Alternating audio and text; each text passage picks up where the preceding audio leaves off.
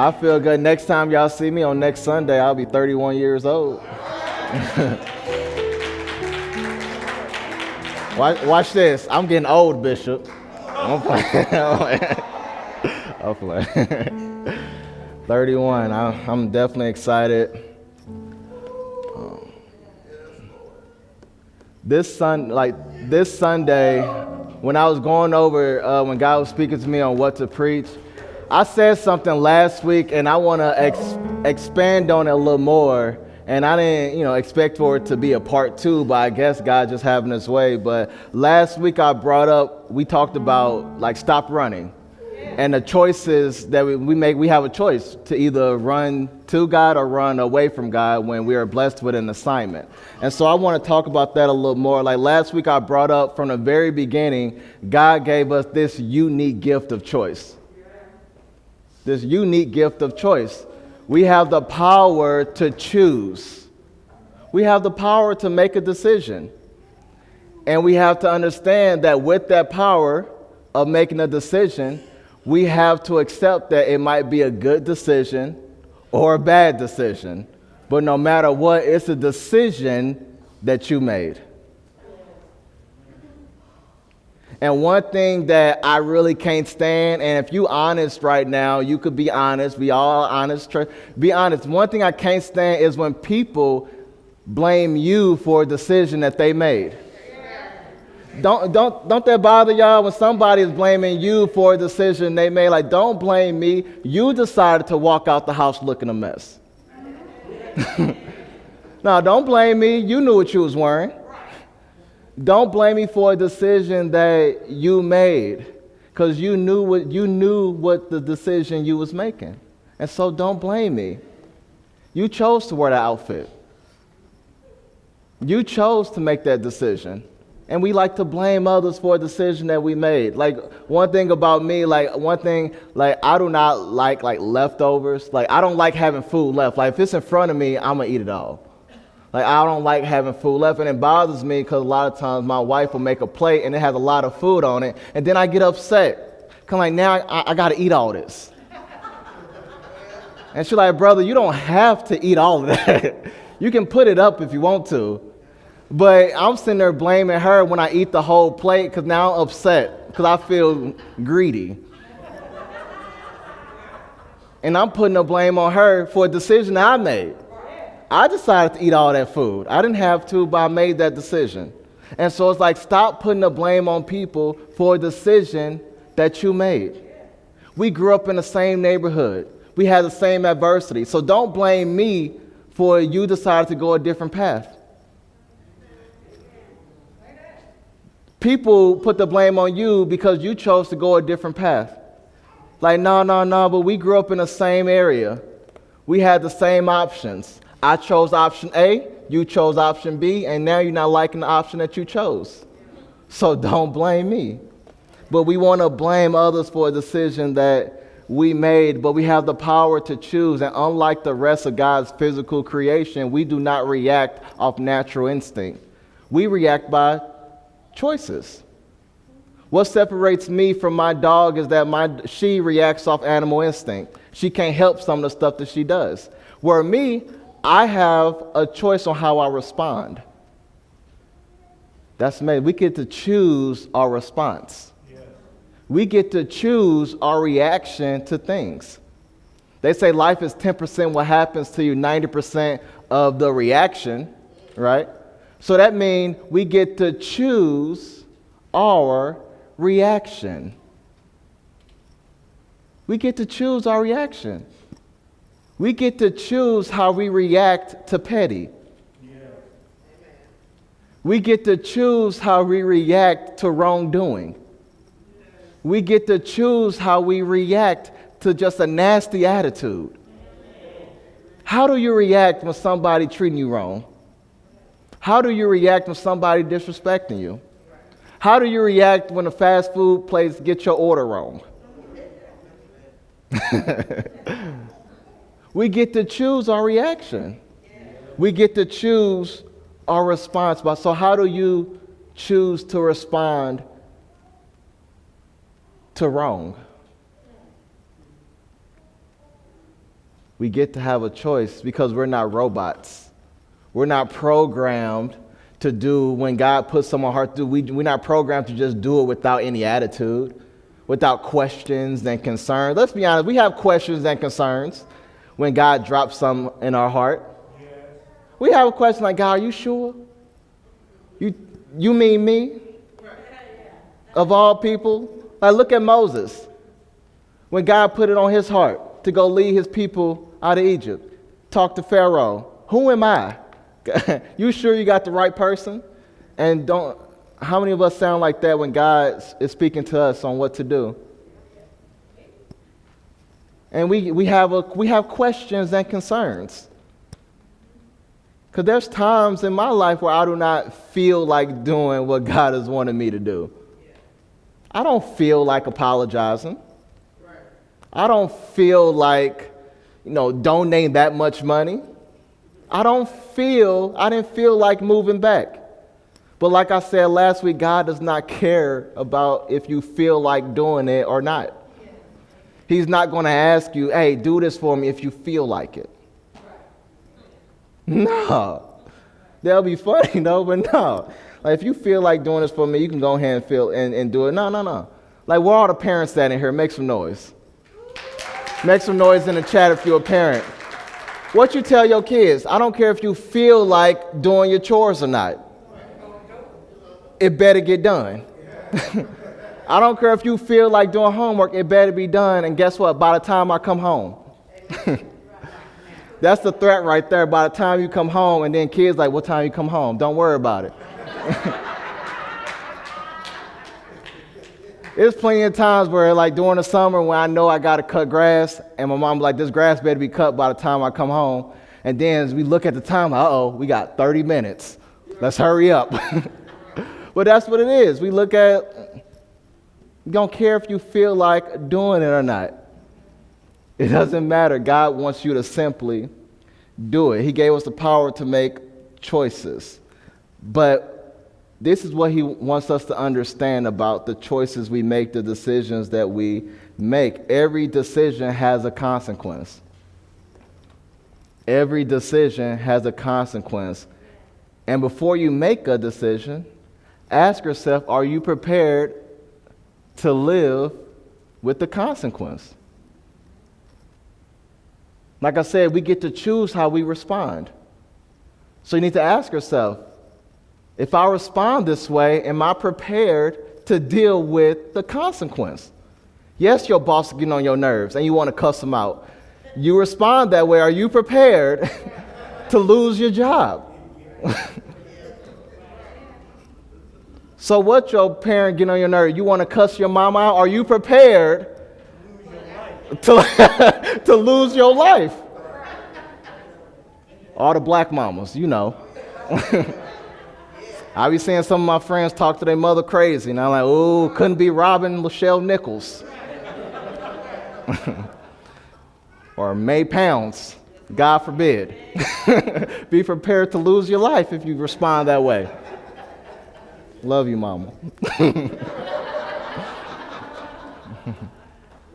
But we have to live with the consequence of the decision and realize that every decision will be judged by God. Every decision will be judged. And all that was just the build up. So all that, I heard somebody say, all that was the appetizer. And now it's time for the meal. So roll with me to Hebrews. We're going to be in the book of Hebrews. If you don't have your weapon, aka your Bible, the text will be on the screen. Hebrews, the 12th chapter. We're going to be in verses 5 through 11. But I don't know, I might get through 5 through 11. We'll see, but this text is pretty full. And the text says, and have you forgotten the encouraging words God spoke to you as his children? He said, my child, don't make light of the Lord's discipline, and don't give up when he corrects you. For the Lord disciplines those he loves, and he punishes each one he accepts as his child. Some translations say he chastens each one he accepts as a child. As you endure this divine discipline, as you endure this chastening, remember that God is treating you as his own children. Who ever heard of a child who never disciplined by his father? If God doesn't discipline you as he does all of his children, it means that you are illegitimate and are not really his children at all. Since we respected our earthly fathers who disciplined us, shouldn't we submit even more to the discipline of the Father of our spirits and live forever? For our earthly fathers disciplined us for a few years, doing the best they knew how, but God's discipline is always good for us, so that we may share in his holiness. And this what really got me right here, verse 11. No discipline is enjoyable while it's happening. It's painful. That whooping is painful. But afterward, there will be a peaceful harvest of right living for those who are trained in this way. That concludes today's reading. The subject for today, it really got me. Endure now, harvest later.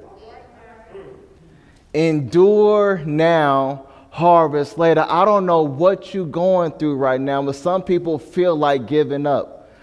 Some people feel like tapping out. Some people feel like throwing in a towel, but I'm telling you to endure now and experience the harvest later. Endure that pain, endure that trauma, endure that suffering, and there will be a harvest later. Endure now, harvest later. And when I was thinking about this and meditating on this, I couldn't help but think about my own mother.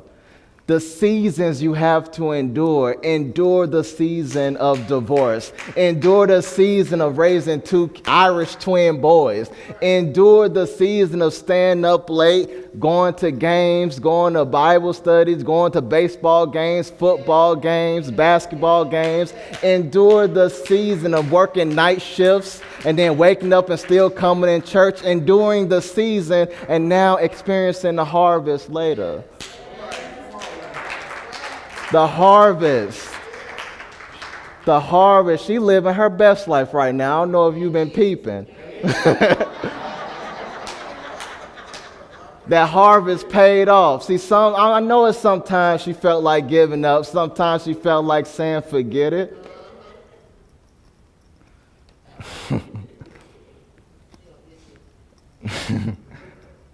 Get emotional when I think about it, that's all. Because you endure a lot, you know. Because there are times where you do want to give up. And I know it's a lot of probably single parents listening to me right now. You feel like giving up, and you feel like tapping out, and you feel like you just can't do it. But you keep on enduring that season, enduring the season. Because that harvest is going to come. The harvest, so that harvest, and you enjoying the harvest, Mama. And me and Tyrell doing our best for you. Endure now, harvest later. The author of this epistle to the Hebrews, this letter to the Hebrews, feared that his Christian readers were wavering in their endurance. Because in the Christian life, endurance is everything. That's right. Endurance is everything. To endure something means to go through something without yielding. To undergo without breaking, to stand firm in suffering. We are called to endure. The Christian life is all about endurance. The race is not given to the swift nor the strong, but to the one who endures to the end. It's all about endurance. Don't give up. Don't break. Don't let the pressure break you. Don't let the suffering break you. Don't kill your vision. Don't kill your dream. Don't kill yourself. That's right. And I want to speak against suicidal thoughts right now. Don't kill yourself. Don't give up on life. Endure that difficult season. Because the harvest will come. The harvest will come. So keep on fighting.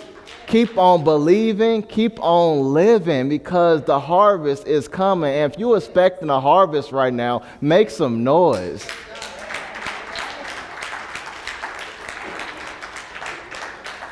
The one thing about we all sharing common, we all going through something. I might not be going through what you're going through, but we going through something. We going through difficult seasons. Some people going through seasons of loss. And you have to endure the season of loss. Endure the season of losing your job. Endure the season of divorce. Endure the season of being sick. And we're all called to endure, but if you keep on holding on, you keep on believing, remaining in God, your harvest will come. Endure. Endure now, harvest later. Endure, say it with me, endure now, harvest later. Type it in the chat, endure now, harvest later. Endure the season, don't give up, don't break. Don't break. Don't break. Don't yield. Stand firm. Stand firm in the Lord in the middle of the storm. And one thing we're called to endure is the chastening of the Lord. Endure the chastisement. Endure the Lord's discipline. Because every Christian must sooner or later experience the Lord's chastening in his or her own life. Because we're human. We're going to sin. We're not perfect. And so the thing is, when you mess up, it's consequences. So at one time or another, you're going to experience God's discipline. Right. And if you've experienced God's discipline, that means you're human. You're His. Because we all sin. And we have the power of choice, like I said earlier. So you have the power of choice. So it's going to be some decisions you choose that go against God. That's right. It's going to be some decisions you choose that's going to make God upset. And He's going to have to discipline you because of that choice you made. Because of that decision you made. You're not going to make every perfect decision. And that's why I tell people all the time, don't strive to be perfect, strive to be obedient. No, you're going to go crazy trying to make every single perfect decision. It's kids, I know you're going to upset your parent from time to time. You're not going to be the perfect child. You're going to make some mistakes. But obedience is recognizing your mistakes. I messed up. Is that hard to say? Look, I messed up. That's my fault. Now learn from it. And that's what it is. The Lord discipline you, messed up, discipline you. Learn from it. But here's the thing. Are you learning from it? A lot of us don't learn from it, so guess what? It got to happen again. And it's going to keep on happening until you learn. The Lord's discipline. His chastening includes discipline, instruction, correction, punishment, which will prevent us or correct us from doing wrong things and will train us to do the right things. Chastening is about training. Proper discipline is training. Just don't punish to train you. To train you on the right way to go, to train you how to do things the right way. Yeah. Chastening is His divine discipline. He said, endure the divine discipline of the Lord. And it's something that we must endure.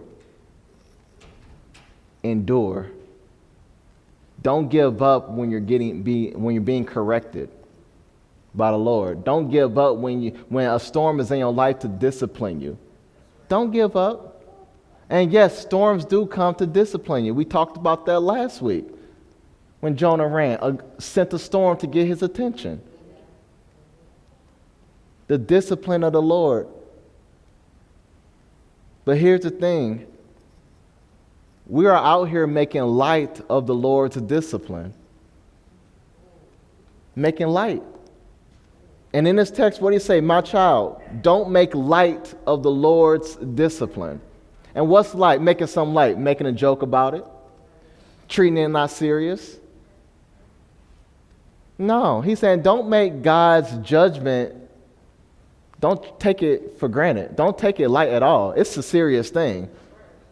God's judgment is real. His discipline is real. I know that's not a sexy message because nobody want to hear about discipline, but that's the truth. God's discipline is real, and people are out here and we are guilty of making light of the Lord's discipline. Like, I'm gonna just live however I want to live because I don't care. but you're opening yourself up to the Lord's discipline. Because no matter what level, I remember Bishop told me before, no matter what status of life you're in, you're going to be held accountable. Don't care what status of life you're in, what position you have. From the janitor to the CEO, you're accountable. Your actions are accountable. Your actions are going to be judged by God. You're not too rich to have your actions judged by God. You can be a multi-millionaire. You could be a building. You can have all the money in the world, but guess what? Your actions are still going to be judged by God. Whether you're a believer or not, you're going to be held accountable for your actions. No matter if you believe or not, everybody is accountable at the end of the day. So the decisions you make are going to be held accountable. I know it's stressful thinking about it, but it's the reality. Because we're a child of God, we're His children, we're going to be held accountable for that choice you made, living in this world. When you see, like, hey, those decisions you made, you didn't care if I disciplined you or not. Do you care? Do you care?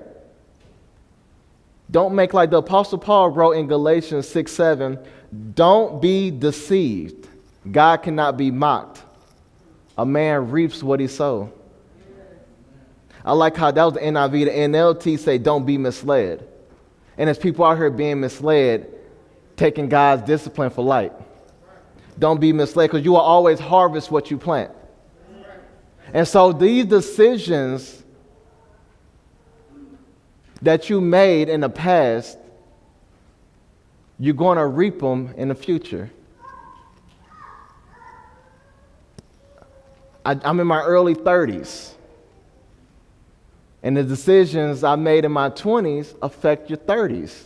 The decisions you make in your 30s affect your 40s. And some people are out here living life right now, reaping poor decisions that they sowed in their past. And you can't blame no one but yourself. You mad at your harvest, but you need to be upset with the choices you made to get that harvest. You comparing your harvest to another person's harvest, you don't know the decisions they made in their past, the decisions that they sowed in their past. You are reaping the decisions you sowed in your past. And Christianity is about the grace of God. That's right. The grace of God. And we love talking about the grace of God.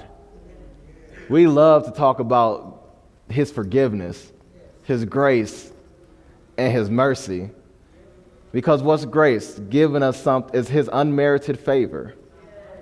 He gives us good things we didn't earn. Because in our sin, we deserve what? Death and suffering. But instead, in Christ, we get life and purpose. We didn't deserve it, but God did it for us anyway. That's the grace of God. We didn't deserve it, but God did it for us anyway. You didn't deserve that job, but God did it for you anyway. It was more people qualified for that position, but you got it. Grace of God.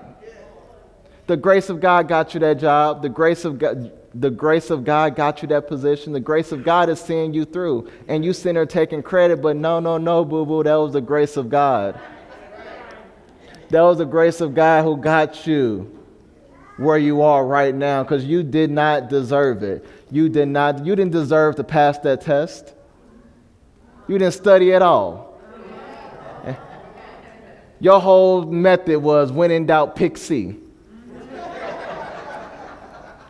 That got a lot of people through. Oh, it got to be one of these. You didn't deserve that, but by the grace of God, you passed that test and got you the grade you desired. And people trying to figure out, what did you do? That was the grace of God. And there's people out here, hating on you, trying to figure out how you getting what you're getting. They're trying to figure out what's going on, how these doors are opening for you, and they're making assumptions. They probably just paid to make it happen. they probably just doing this and probably doing that. No. It's the grace of God that's been getting you through. And it's bothering them trying to figure out how you getting what you got. Yeah. It's bothering them. They just sitting there plotting and talking, gossiping, trying to just determine what you doing to get what you're getting. And all you can say is, look, this is the grace of God happening for me, because I know I didn't deserve it, but God did it for me anyway. I did not deserve it, but God did it for me anyway. The grace of God. And we love talking about the grace of God. We love praising about the grace of God. We love thanking God for his grace. But here's the thing about grace. The flip side. Grace doesn't eliminate consequences. Grace doesn't eliminate natural consequences of your actions. Grace of God does not eliminate. You robbed the bank. Look, grace of God, you going to jail, brother. Like, come on. That's the consequence you got to deal with. You reap what you sow, you harvest what you plant. So if you out here planting poor choices, you're going to harvest poor results. The grace of God doesn't eliminate the principles of choice and consequence. We talk about God gonna forgive me, but hey, you still gonna have to deal with the law. It is what it is. That's the natural results of choices, the natural consequences of choices. Yes, God, you can get God's forgiveness, but you still gonna have to go through the process of dealing with that consequence. And that's the part we love, praising God for his grace. But the grace of God not going to stop the natural consequences. It's going to happen. There's a good chance. You have to deal with the natural consequences of sin. His forgiveness is not a hall pass for you to keep sinning. Y'all know some people that just live life any type of way and God will forgive me. Like, oh, okay, now you need to slow down. You taking his discipline lightly.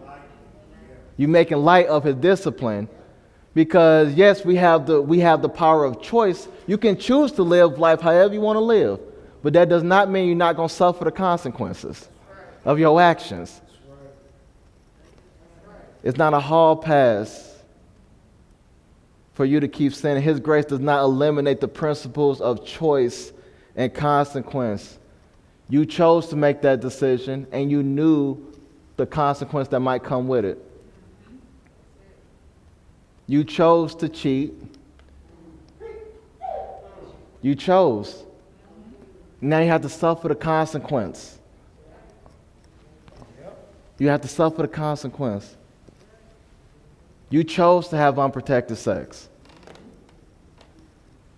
Now you have to deal with the results. You chose. You made the decision.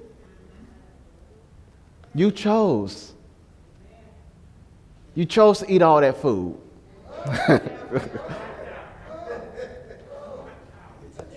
It's a choice. You chose. Like I said earlier, I didn't have to eat all that food.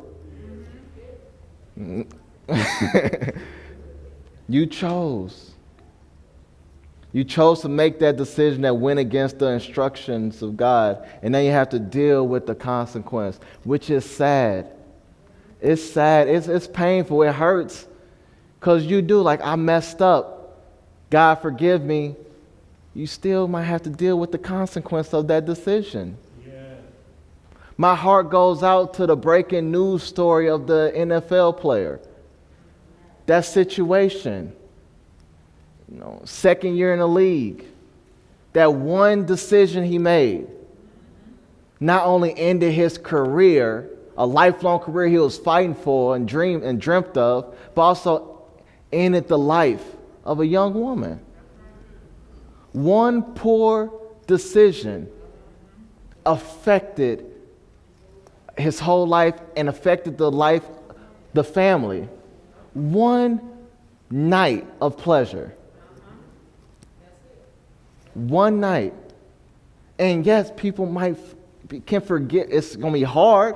You can experience forgiveness, but that still doesn't take away somebody lost a loved one, off a poor decision, a night of pleasure. And Bishop said something to me, and I said, I'm going to steal it because I liked it. He said, there's dimensions to a decision. I know, that was good. That's why I like talking to seasoned citizens, you know. Yeah, there's dimensions. You don't know what all that decision might impact. That one decision, you don't know what all it can go to, who lives it can affect, who lives it can impact, who lives it can do all this. There's dimensions to a decision. So before you make a decision, ask yourself, whose life will be impacted by this? That's right. What can happen if things go wrong? What can happen? The dimensions of a decision, but especially as time goes on and generations, now you got the millennials. Now millennials are parents. Uh-oh. I know y'all been talking about us bad. Now we're parents now. And this new one coming up. And we live for the now. We're living for the moment. We're living for this one particular night, not thinking how this one night can affect my life. You know, meet for the moment. That's what Bishop like to call it. Meet for the moment.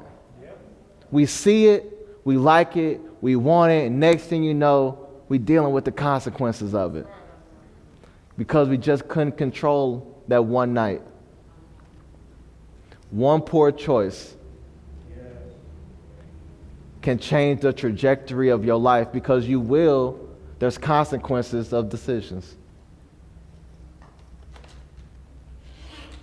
That one decision. In the 5th verse, Hebrews 12, he said, my child, don't make light of the Lord's discipline. And what else he says about it is, don't give up when he corrects you. That's right. Don't give up when he corrects you. Don't throw in a towel. Don't give up when God is correcting you. Don't give up when God is disciplining you, because he's disciplining you for a reason. He's correcting you for a reason. So hang on in there. That's right. Don't discipline. And a parallel verse to this, that's Hebrews 12:5.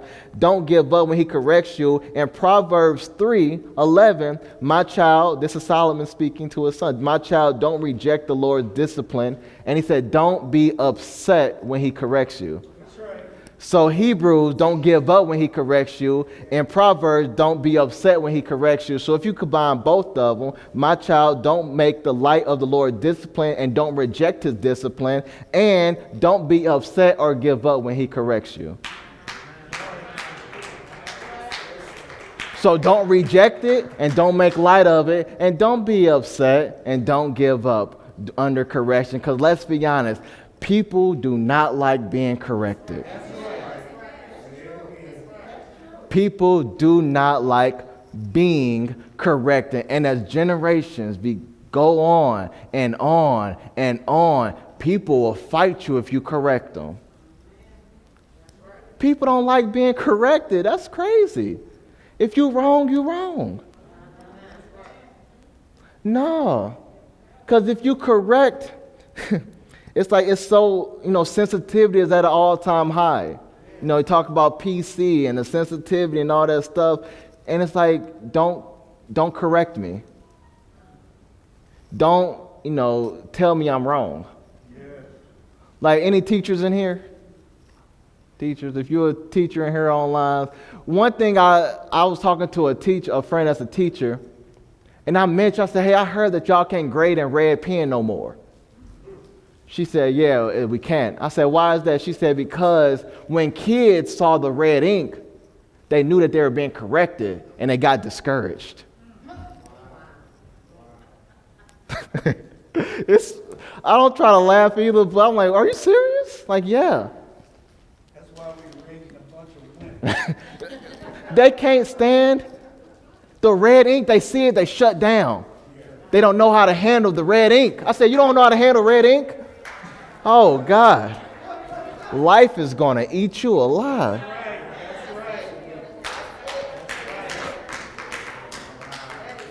And so schools are now having to adapt to the sensitivity of the kids. And so I deal with this. I had to give up trying to go against the school board in Kansas. Cause I'm like, yo, if she wrong, she wrong. Well, we can give them many times the opportunity to get it right. But if she's wrong at the moment, she's wrong. I had a professor in school. People was afraid of him, but I liked him because he was very honest. It was physics, and he was very honest. And if you raised your hand and you got the answer wrong, he's like, you wrong. You did not get the job. Next person. People was like, oh, okay, now wait. No. And then somebody got the answer right. He said, okay, I just hired you. I didn't hire you because you got the answer wrong. And I'm like, wow, okay, that was kind of, if you say that to some kids now, you might get fired. Get canceled real quick. But it's like, don't give up. Don't be upset when the Lord is correct. Don't give up doing correct. You will, if you get discouraged, okay, you messed up. Fix it. Learn from it. And get back to it. Endure the correction. That's what the author in Hebrews is saying. Endure the correction of the Lord. And yes, and he'll bless you if you endure it. Don't give up. Don't shut down when you're being corrected. God is correcting you. But it seems like when you correct somebody, you hating on them. I'm not hating on you, boo-boo. You just wrong. You just wrong, sweetheart. That's all. It's okay to say you wrong. Look at people. I don't know. It's okay to admit you're wrong. I'm wrong. I messed up. I'ma own it. God not hating on you. God correcting you. God hating on me because I'm getting this money out here. He not hating on your money. No, he not hating on you. God hating on me because I'm getting all these women out here. He not hating on that. God is not hating on you. He correcting you because you putting that before him. That's what he's doing. He's correcting you because you pleasing man and not him. That's what's going on. That's why you're experiencing his correction right now, because your mindset is so focused on the love of money instead of loving him. Like we were singing that song and where I love you, Jesus. I worship and adore you. Some people sing that about money. Some people replace Jesus, scratch it out and put money. I love you, money. I worship and adore you. Oh, I love you, ego. I worship and adore you. All this stuff you putting above God, and God said, okay, I'm going to correct that. Red ink right there.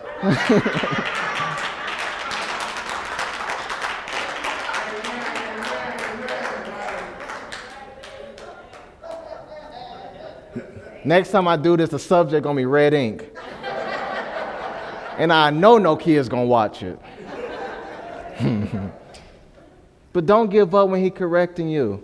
I dealt with that being a kid. In 2015, when I was doing youth day, my basketball coach, high school basketball coach came. Bitch, you probably remember, you couldn't miss him. He was like 6'8". But he came. And it meant a lot because he meant a lot to me. You know, he still does, but growing up in high school, he played a big part of it. Playing a part of my spiritual development. Even though he was my basketball coach, he played a part of my spiritual development. That's why you never take your job, don't take it lightly. You don't know whose lives you can impact at your job. And we built a great relationship outside of basketball. I didn't know it was going to be like that because he was my freshman year basketball coach. But the year before, when I was in 8th grade, Nelly had an AAU team called the Dirty Ballers. And I tried out for it, and I didn't make it. And he was the coach. And so now here I am, freshman year at Riverview, trying out for the team, and he walks in and says he's the freshman basketball coach. I said, oh, man. He hating on me, watch. But no, I made the team, and, awards and stuff, but he always was pouring into me more than just basketball, just life. And one thing he said I noticed about you is you get discouraged when you mess up. and I take you out the game because of it. He said, I'm not taking you out because you messed up. I'm taking you out because look at you after you mess up. You get discouraged. Your whole demeanor change. You get upset. And he said, no, if you just messed up and kept playing, I'll keep you in the game.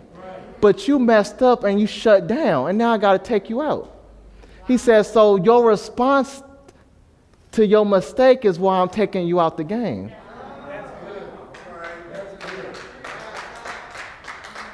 And so your response to when you make a mistake is why you want to give up. And God is saying, no, keep going. Endure. I'm going to correct you, but keep going. My coach said, I'm going to correct you. And the reason I'm correcting you is because I believe in you. The reason I'm correcting you because I see better for you. I see the big picture. And that's the reason I'm correcting you. So don't, and people and players get upset when they feel like they're being attacked by the coach. But he said, and then I remember he said, the day I stop correcting you is the day you should worry. The day I stop correcting you, the day I don't care if you make a mistake at all, then you should worry because that means I don't care about your career anymore. And God is saying the day you should start worrying the day I stop correcting you. The day I stop putting storms into your life to train you, to discipline you. Then you should worry because then you are considered not his. Then are you considered illegitimate. The day, that's what it says. That's the word right there. No sugarcoating. He said, the day I stop correcting you, you are not his. Yeah. That's right. Yeah. And that's what my coach was teaching me. I'm 15, 16, 17. This is beyond basketball. Now we're talking about life. And that's life. You made a mistake. Own it. Keep on living. I mention, I'm very transparent. I mention my parents all the time. I mention my father. I love him so much. He owned it. Told me to his face, I know I messed up. I owned it. Simple. That means a lot. It bothers me when you don't own your mistake. No, now I'm upset because you don't think you did wrong. But he's saying endure the Lord's divine discipline. And as I close, that's what I want to remind you. Endure the divine discipline of the Lord. Because when you endure it, the Bible says you'll experience a peaceful harvest of right living. Yeah. All this correction, all this discipline is so that you can live right. That's right. In God's eyes, so you can live right. And he's saying, so endure the divine discipline of the Lord, ... so you can experience the peaceful harvest of right living.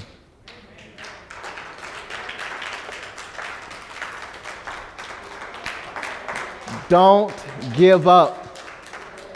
Don't yield. Stand firm in the storm. Stand firm in whatever season you're dealing with right now and you feel like God is correcting you. Don't give up. If you learn from it now, he won't have to correct you from it later. If he keeps correcting you over the same thing, that means you're not learning your lesson. So don't give up. Don't blame other people. You made the mistake. You made the mistake. I'm sorry. I was wrong. I apologize. Is that so hard to say? Some of us, we talk about apology to other people. Some of us need to admit that to ourselves.